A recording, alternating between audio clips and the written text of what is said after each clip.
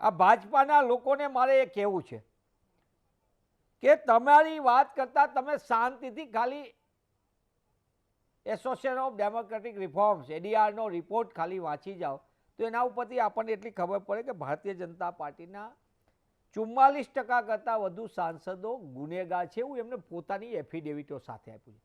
આપણે એમએલએની અંદર જોયું, આપણે વિધાનસભાની અંદર પોર્ન ફિલ્મ જોતા લોકોથી માંડીને, હત્યાના ગુનેગારથી માંડીને, રેપના લોકોને, રેપિસ્ટ જેની ઉપર દુષ્કર્મનો ચાર્જ એના જ પક્ષના લોકોએ લગાવ્યો ને છતાં એને લાંબા સમય સુધી કોર્ટના આદેશ છતાં નથી થતું.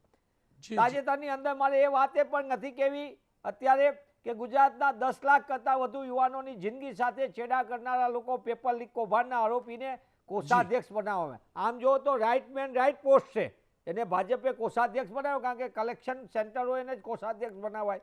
એવો જ એક વ્યક્તિને યુવા મોરચાનો બનાવ્યો, એક યુવા મોરચાનો બીજો કે નકલી ડિગ્રી માટેનો એ મોટો પદાધિકારી સરકારમાં પણ પદ ભોગવે.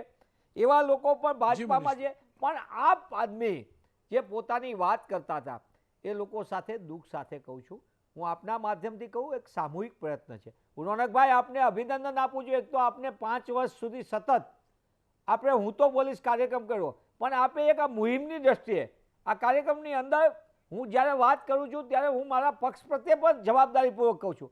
ક્યાંક કોઈક જગ્યાએ કોઈ ગુનાખોરો આવે તો ગુનેગાર કરનારા લોકોને રોકવા જોઈએ. રાજકીય ગુનાની હું વાત નથી કરતો, પ્રજા માટે લડતા હોય તમારી પર રાજકીય દાખલ થાય ગુનો, એ તો એના માટેની વાત નથી કરતો.